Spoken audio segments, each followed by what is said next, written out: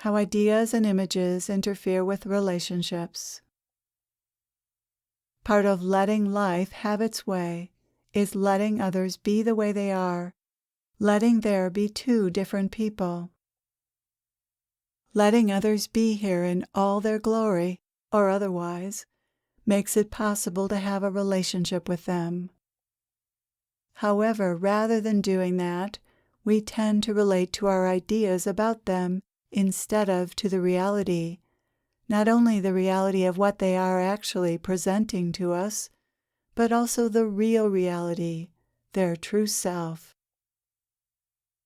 Often when we relate to others, we relate to them like we related to our mother, father, ex-girlfriend or ex-boyfriend, brother, sister, teacher, boss, or anyone else they remind us of. In between yourself and others stand many others who represent your conditioning, who have shaped your way of looking at others and how you see others. We don't see others clearly, but through a veil created by ideas that came from the people and other forces responsible for our conditioning. We have images of what we think people of a certain age, race, shape, gender, and nationality are like. We don't see people's fullness and complexity and their uniqueness. We relate to our stereotype of them.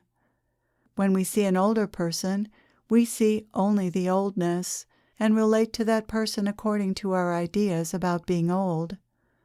When we see a person of color, we see only the color of his or her skin and relate to that person according to our ideas about that race.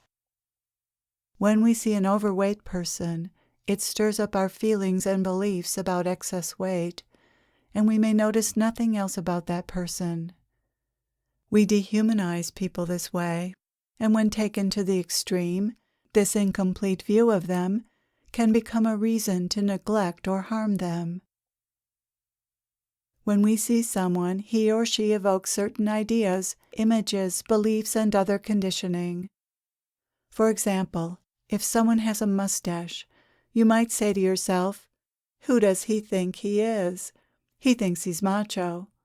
Or you assume he's macho. The truth is, who knows?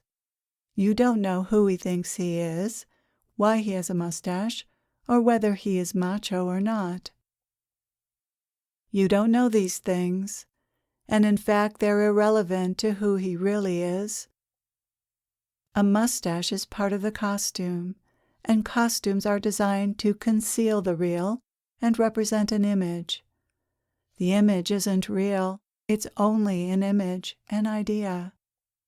To know someone, we have to look deeper, and when we do, we find the same blessed divinity in everyone. Based on its beliefs and conditioning, the ego assumes it knows someone. For instance, the ego might assume an overweight person is undisciplined, despite the many examples to the contrary. The ego assumes it knows because it's uncomfortable with not knowing, so it makes something up. It pretends to know. To the ego, its assumptions are as good as really knowing, as long as it can convince itself that it knows. The ego isn't interested in truth, only in feeling safe and in being right, and pretending to know is good enough for this, because the ego is very willing to be convinced by its own ideas and beliefs, without ever examining them. Most people are so unconscious of their ideas and beliefs that they don't question them, although they may fight to convince others that their ideas and beliefs are true. The ego is in the business of defending its ideas and convincing others, not in the business of examining its ideas. The ego takes its ideas as the truth about someone. If the ideas prove to be untrue, it quickly forgets its mistake and forms new assumptions. The ego doesn't dwell on its mistaken ideas, but instantly comes up with others.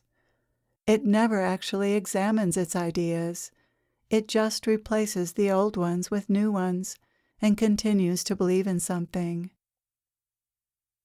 For the ego to believe nothing, to not know, is much more uncomfortable than getting something wrong, because it's very forgiving of its own mistakes. Besides, most of the time it believes it's right, and that's good enough for it. There isn't anything wrong with ideas intervening between us and reality. Life is programmed to be this way. It's just that this programming interferes with our ability to have good relationships and therefore to love. So eventually we must realize the effects of this programming. We will continue to see others through the lens of the ego's assumptions as long as we're identified with the ego. As long as we think of ourselves as the one who's having these thoughts, we'll be convinced that these thoughts are true, and will be deeply involved in the self-deception and delusion of the ego. The only way out is to recognize that you have an ego, but you are not the ego. How simple that sounds. It's profoundly simple to see this, really. It's just not simple to live as if you are not the ego, because we're programmed to think of ourselves as this I that has all these ideas, beliefs, and opinions. And yet every idea, belief, and opinion, nearly every thought, is part of our programming. The self-image is manufactured. Most of the programming that goes on in the mind is designed to create a self-image and images about others as well. The egoic mind creates images, ideas about everything, but it's particularly designed to create a self-image, because what else is the ego if not an image? The ego creates itself by describing itself a certain way. I'm this, I like this, I want this, I think this, I did this. Our self-image is entirely manufactured. It's created by our programming and influenced by our conditioning. It's always changing because our conditioning is always changing. That doesn't make our self-image more real, but less real. What is real, essence, doesn't change. What is real is here in this moment and in the next.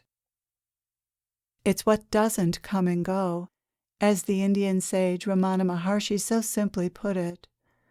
Who we really are is what doesn't come and go.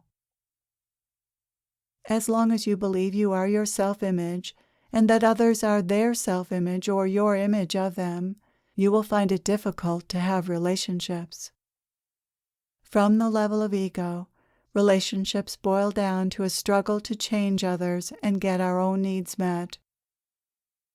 For the ego, relationships, like everything else, are all about me and what's in it for me. What happens when this is the basis for a relationship? No one is happy. No one gets what he or she wants, because getting what the ego wants misses the point. Relationships are not about getting what we want, but about giving to another for the joy of giving. But what does the ego know about giving to another simply for joy?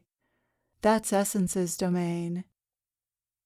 Relationships are an opportunity to learn the joys of giving, but that happens infrequently when we're in the grip of ego identification. Fortunately, relationships have a way of opening our hearts and allowing essence to be expressed. And essence expresses itself through kindness, caring, love, and giving.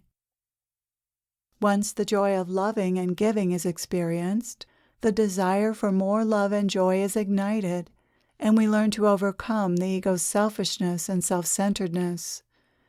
Relationships help us wake up out of identification with the ego because they show us the joy of loving and giving, the joy of essence, and we begin to want that joy more than we want our conditioned ideas and needs met. Then it's possible to have a real relationship with someone, a relationship between what is real in another and real in oneself.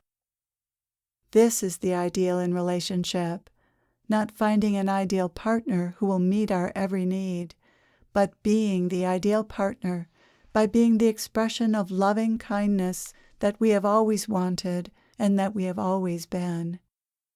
We become that ideal loving partner by being aligned with essence. Programming and relationships. It's not that you ever get to a point where the personality, the physical appearance, and the ego don't play a part in relationships, because they always will. We are programmed to be attracted to certain physical features and personalities. This programming is wide-ranging, so there are many possibilities for relationship for everyone. We are also programmed to have certain experiences through relationships, so we find ourselves responding in certain ways in relationships. You might be fearful or fearless, distrusting or trusting, giving or withholding, sexy or not sexy, affectionate or not affectionate, controlling or allowing, independent or dependent. These different ways of being result in our having certain experiences and learning certain things, which is the reason for the programming. We are also programmed to have certain types of relationships because each type is an opportunity to learn something different. For instance, some are programmed to have a variety of shorter relationships rather than a single long-term one. Some are programmed to not have many relationships and instead channel energy into careers, creativity, or something else. Some are programmed for monogamous relationships, and some aren't. Some are programmed for heterosexual relationships, and some aren't. For some, relationships don't have much to do with what they came into life to learn, while for others, relationships are central. You can uncover your programming by noticing your tendencies and patterns in relationship, by paying attention to the kind of people you're attracted to, how you tend to act in relationship, and the kinds of relationships you form, for example, savior-victim, mother-child, enmeshed, abusive, detached, platonic, unrequited, erotic, romanticized. You can come to understand your programming and any issues and lessons that may be part of that. Your programming is there to involve you in certain experiences and catalyze your growth. Conditioning is part of this programming. Nearly everyone has psychological issues around relationships that they're meant to overcome or heal, and often overcoming and healing these relationship issues can only be accomplished through relationship. In relationships, we learn to trust, share, cooperate, compromise, negotiate, commit, give, love, accept, let go, serve, be loyal, be unselfish, be responsible, be intimate, and be understanding. These are just some of the many issues you may have come into this life to work on through relationships. Life brings us the types of people and relationships we need to evolve or heal certain psychological issues. We do learn and evolve as a result of our relationships. We do overcome our conditioning and become more capable of having a good relationship. Overcoming conditioning, or at least becoming aware of it, is central to having a good relationship because our conditioning keeps us identified with the ego, and relationships will always be a challenge from that level. Once we stop being run by our conditioning, essence shines through more in our relationships, and much more happiness, harmony, and joy are possible. Essence in relationships. Relating from essence is very different from relating from the ego. When we relate from essence, the dominant feeling is acceptance. You allow others to be the way they are. In fact, you celebrate how they are.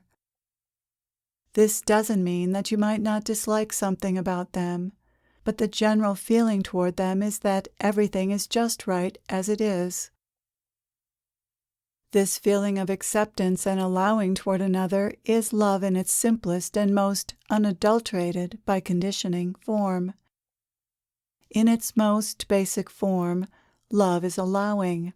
You allow the person to be exactly the way he or she is, without any reservations or desires for anything to be different than it is. Commonly in relationships, the experience of allowing lasts only a moment, because the ego's job is to spoil love with buts. But what about the fact that he or she does this or doesn't do this? Or the fact that he or she looks this way or doesn't look that way? The ego lies in wait for the opportunity to list someone's supposed faults, according to the ego's conditioning. So it's never long before the judgments and reservations begin to flow. However, as long as you remain in essence, these judgments are seen as meaningless and silly. The love you feel while aligned with essence is stronger than these buts, until it fades. And then the buts become stronger than the experience of love, and you slide into identification with the ego once again. This is a description of most moments in relationship. One moment we're aligned with essence and feeling love. The next moment we believe the ego has a point, and we become aligned with it. The ego's reasoning can be very seductive, and sometimes we're powerless to ignore it, usually because of our unconscious beliefs and ideas. Once we become conscious of these, it's easier to hold our own against the ego, but these beliefs and ideas must first come to the surface and be seen. This is the work that must be done, which enables us to stay in essence for longer periods of time. Eventually, we live life from essence rather than from the ego, and we express love and acceptance most of the time.